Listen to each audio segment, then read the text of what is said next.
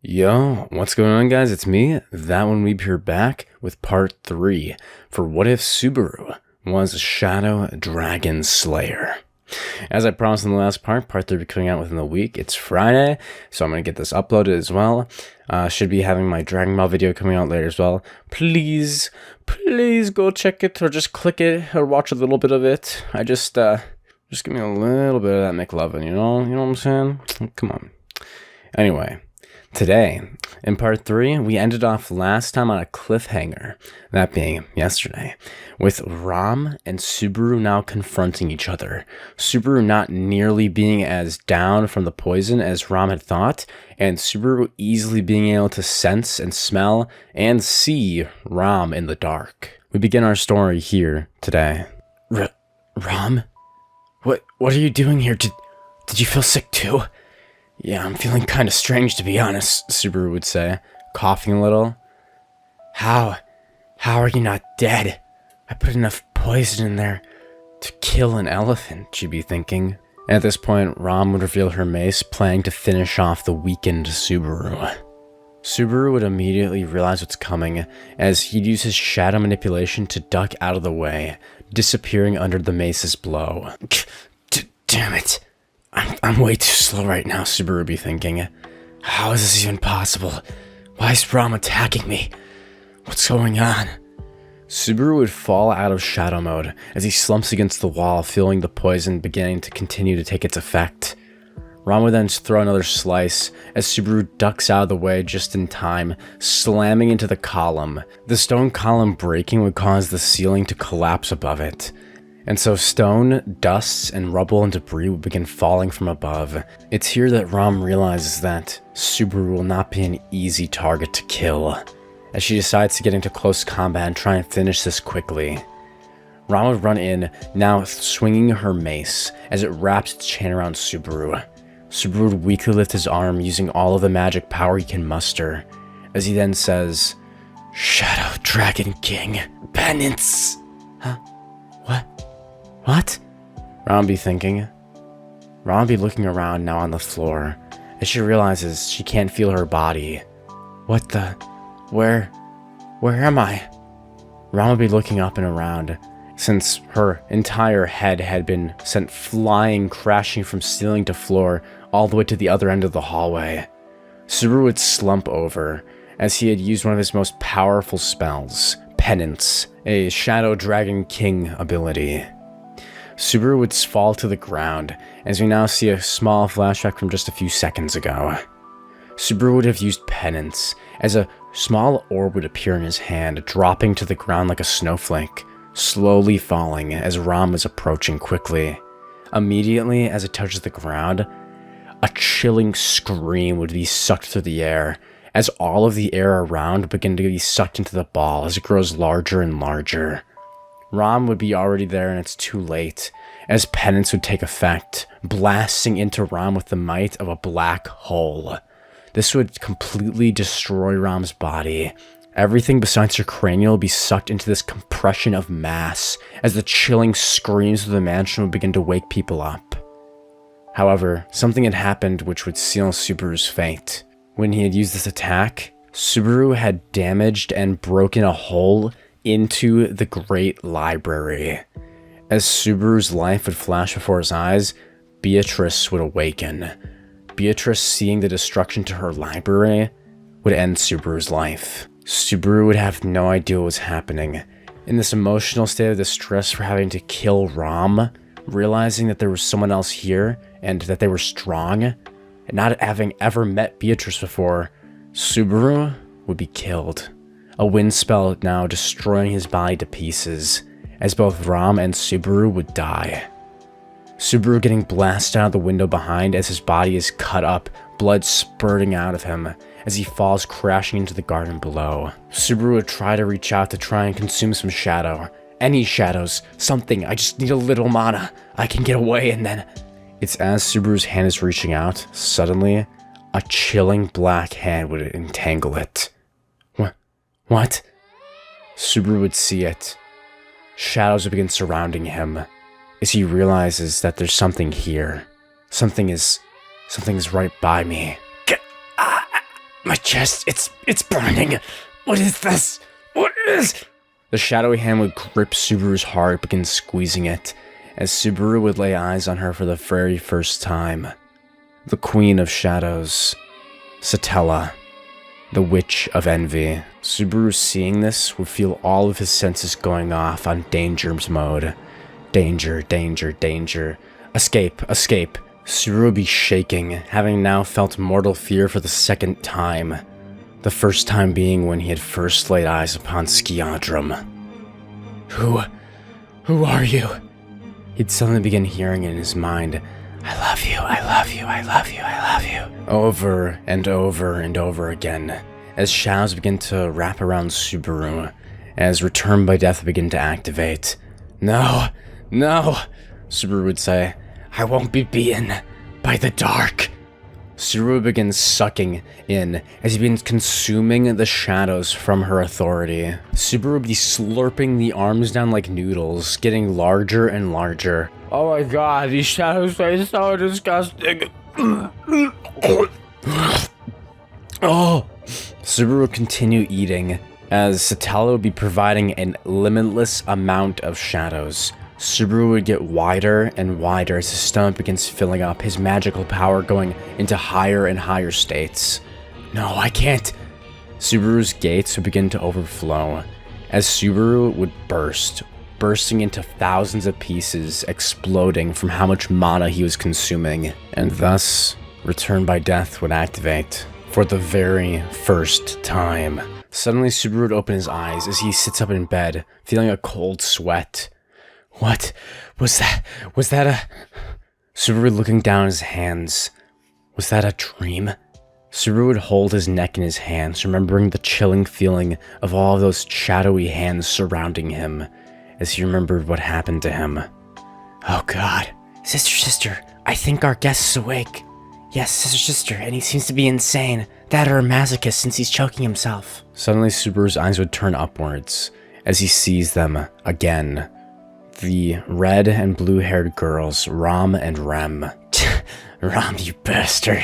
I have no idea how you survived that, but I'll finish it right here. Subaru would begin to say, as suddenly the door would open, Emillia walking in. Ram would be confused as to why Subaru is so aggressive. Emillia once again explaining to Subaru that she had used an alias with him and that her actual name was Emillia.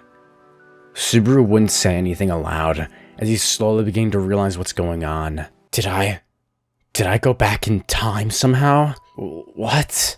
How does that even work? I've never had an ability to do something like that. That wasn't even... The only way you can achieve time travel is through, like, an eclipse gate or something. Subaru would then realize... Wait. As he turns around, realizing that his clothes and his hair are all messy again. Then that means it's... I got sent back in time a week? All of those memories that I have...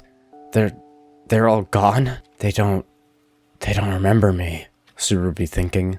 Subaru's face would be covered in shadows, not knowing what to do next. As he's thinking over this, he decides just to replay it out and try and figure out what went wrong, since Ram was really friendly to him until that happened, and everything had seemed to be going well, so something must have gone wrong. As Subaru would then begin to go through the week, replaying what he had done exactly the same time last time. Subaru going through the whole process once again, going through the bath, getting his haircut, his new clothes, and eventually meeting Roswaal. It's here that he slightly changes his phrasing on his question to try and elicit a more neutral response. Subaru would simply ask Roswaal if he could have a place to stay and perhaps work as a butler of sorts or something at the mansion for Roswaal. He would explain to Roswaal that he really has nowhere to go and that he had just been mostly wandering around the capital before he had ran into Emillia. Roswaal would accept this proposal. Subaru in this timeline not asking Puck about magic or anything like that at all. No, instead, Subaru has a different goal. Now that he's a butler of the mansion, he'd begin going through training by Ram and Rem. However, he'd be much better than they would expect, with Subaru being able to carve the potato skins, just as they had taught him the last week when he was learning all this stuff the first time. However, Subaru has a different goal in this run. Subaru decided that he needs to test and figure out who that was. By that, I mean, of course, Beatrice, for all of us, the audience. Subaru last time had been killed after he had barely won on the brink of death by Beatrice. And even then, that was still impressive, considering that Dragon Slayers have an incredibly high vitality. Of course, Subaru was also concerned about that shadow user. That one that had... Subaru would gulp, remembering how he had burst into pieces like that. Subaru would feel a bit queasy after thinking about that. Subaru, are you sure you're not hungry, Rem would say. Yeah, I'm fine, Subaru would say. Subaru would begin trying to open doors to try and find Beatrice. This actually not being as easy as it was for the original Subaru from the ReZero timeline, considering that Subaru had been playing games and being a NEET his entire life, so he was really good at breaking dungeons, as he himself has stated. This Subaru has not played video games in a decade, so he doesn't exactly have that skill. Subaru would just be opening doors randomly trying to find Beatrice. Eventually, after a couple days, finding the correct door. This being Beatrice's door crossing. Subaru would be amazed as he opens the door seeing the huge library. Walking into as he closes the door behind him, seeing a little girl with 2 drill-like pigtails now sitting on a stool in front of him. And there she is, the little kill stealer, he'd be thinking. My HP was low, and you third party, you little shit, he'd be thinking. Beatrice would look up from her book asking what does he want, asking who this guy is anyway. Subaru would be a bit ticked off at this comment, saying that he's actually a new butler in town, and he's working for Master Roswaal. Well, Beatrice would then say, if you were a new butler, you should know that no one should enter this great library besides Master Roswaal himself and me. So, shoo. She waved her hand as a burst of wind would send Subaru flying out of the door. Subaru, now not giving up, he tries to run back in before the door closes. Subaru would run around the mansion tirelessly, opening doors as he finds Beatrice over and over again. Learning eventually that her name was Beatrice, and he would aptly give her the name Bayako, just like the original. Emillia and Puck would be watching this going on, as Puck would answer Emilia's question of what Subaru's doing, saying that it looks like Beatrice has found a new playmate. Once again, Subaru would get sent blasting out of the window, now all the way from the Great Library to the garden below. Emillia and Puck, who were outside, running over to see what happened, as Subaru pulls himself up, completely fine. Sorry about that, Emillia. I was just, trying to clean up the library. It's as Subaru is saying this that Ram and Rem would come charging over, asking what the hell Subaru is doing, and saying that they need him to do some work, as Rem would grab Subaru by the collar and start dragging him with them. See you later, guys. I guess I have some stuff to do. Subaru would be worked to the bone, now helping Rem clean out Roswaal's closet, now organizing clothes, working on dusting the mansion. Subaru would be exhausted, falling into bed that night. It was the same night in the next week where he would have died. However, as Subaru wakes up the next morning, he'd smile, realizing that he hasn't been killed yet, thinking that he might have just gotten past his troubles. Subaru would then walk out of his room, now all dressed and ready to work for the day. But it would be unusually quiet. Huh, it's weird that Ram isn't berating me already. What's going... Suddenly, Subaru would hear sobbing, tears, as Subaru would be able to sense it with his Dragon Slayer senses, hearing from the floor above. Something's wrong! Subaru would turn to the stairs, running at full speed, as he climbs up the stairs 2 at a time, leaping up to the next floor, as he then runs all the way down the hallway to the room, opens the door, slamming it, and asks, What's wrong? As Subaru would come to realize that while he had not died, someone else had. Rem, Subaru would say. Ram would be crying, as we see Rosalind and Emillia already in the room, shocked that Rem had died. Ram, hearing Subaru's voice, would turn, seeing his shocked expression. Angry, she would then accuse him. It was you, wasn't it? Nothing had ever happened before, until you came, so it has to be you. Subaru wouldn't say anything, contemplating and thinking in his mind.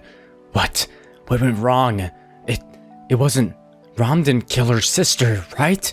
There's no way, she's crying right in front of me. Say something! Ram's voice would echo in Subaru's mind, as Subaru could not say anything. I don't know what happened, he'd say. Ram would take this as the admittance of guilt, just like the original as she charges at Subaru. Subaru would just stand there as he takes the punches, not even taking any damage from it. As he just stand there, his shirt getting slowly destroyed. Why did she have to die? Please tell me, why did my little sister have to die? Ram be crying, punching Subaru with all of her strength. Her fists bloodied from her own blood, as she's opening wounds on her knuckles on Subaru's iron-like skin. She just keeps punching and crying, and Subaru just stand there. It's here in this run where Subaru then decides he knows what he wants to do, as Subaru then holds his hand out covering it with shadows, as he then punches himself in the chest with full force, ripping through his own body, as he falls to the ground. Everyone's screaming, as Subaru's consciousness fades. Subaru feeling the burning pain in his chest once again, as the shadows envelop him, making him feel a cold chill. The thoughts in Subaru's mind he'd be grasping would be that he will never let his friends cry. That this time, I'm going to save everyone. As the next and final run of the mansion arc begins. If you guys are excited to see part 4 for What If Subaru Was a Shadow Dragon Slayer, make sure to hit the like button, comment down below your thoughts, subscribe to this channel for more videos like this from me. Anyway, I'll be taking a small break from the series for just a little bit while I'm going to work on some other stuff, you know, like Meliodas' son and Austin Fairytail and Suka no Subaru. Gotta get some stuff updated, maybe a little Warlock Naruto. But I am not leaving this series in the gutter. I'll have part 4 ready so that next week, so like a couple days from now, I'll be getting that going while I have these other series coming out. So, just before I end it off here, I want to clarify a little something here in how Subaru dies, which, to be honest, at this point seems unrealistic. You know, just knowing everything about Fairytail and how all the Dragon Slayers were basically plot armor immortals. Yeah, I'm gonna go here with that Subaru was heavily poisoned by Ram, for one thing, so he was off his game. Ram had damaged him a little with her mace, and also Beatrice being the one to kill Subaru is the only way I can do it because neither Ram nor Rem are strong enough to do it. It has to be someone like Roswaal or Satella or Beatrice, who is a great spirit and is definitely powerful enough to do some damage. And since Subaru was weakened, I would say it's very fair to say that he could have been killed by Beatrice. Especially since she had seen Ram just get killed and also her library had been attacked. I don't believe it'd be too far-fetched to say that she would use her full strength to kill him. And for all the ReZero fans in the comments, yes, I know Beatrice is typically not that type, but Subaru has not talked to her in that run at all. He had not even known she existed since he hadn't been opening doors like he had in the original. So that is my logic here, if, you know, that makes any sense. I hope that can somewhat round this out so I can get more plot and also have some way for, you know, Subaru to die realistically. And for the second naysayer comment, I'll say Subaru killing himself for this isn't that unlikely, I would say. He's inherited the will of the Dragon Slayers, and if you remember Natsu was straight up ready to do anything. Man burned time to save his friends. I don't find it unrealistic that Subaru would do something of the same to protect his now new friends he's made. Alright, enough of my excuses. If you guys are looking forward to this, I'm looking forward to it too. Make sure to check out the other videos that are coming out on the channel to show your love, and I'll see you guys in the next one. Bye.